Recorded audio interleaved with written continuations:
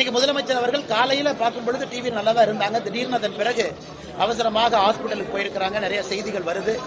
நிச்சயமாக இது ஒன்றும் பெரிதாக இருக்காது. முதலமைச்சர் அவர்கள் பரிபூரணமாக விரைந்து குணமடைந்து வர வேண்டும் என்று எல்லா வல்ல இறைவனை வேண்டிக் கொள்கின்றோம்.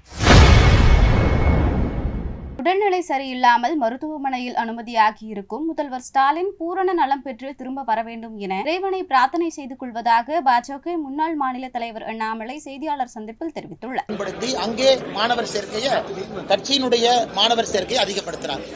இது தெளிவாக எதை சொல்லுகிறது என்றால், இன்னைக்கு திராவிட முன்னேற்ற கழகம் மக்கள் மனசுல இல்லை என்பது தெளிவாக தெரிகிறது.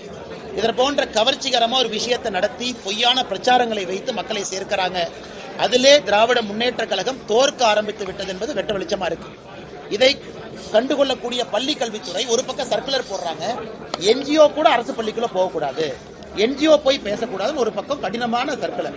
அதனால நிறைய அரசு பள்ளியில எத்தனையோ என்ஜிஓக்கள் உள்ள போய் பணி செஞ்சவங்க இன்னைக்கு போகாம வெளியே இருக்கிறாங்க.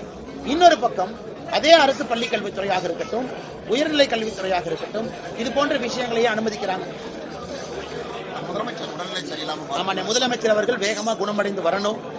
இப்பதான் முதலமைச்சர் அவருடைய குடும்பத்துல ஒரு சோகமான நிகழ்வு கூட நடந்தது. ஐயா முத்து அவர்களுடைய மறைவு.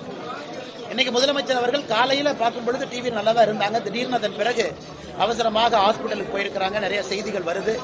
நிச்சயமாக இது ஒன்றும் பெரிதாக இருக்காது. முதலமைச்சர் அவர்கள் பரிபூரணமாக விரைந்து குணமடைந்து வர வேண்டும் என்று எல்லா வல்ல இறைவனை வேண்டிக் கொள்கின்றோம்.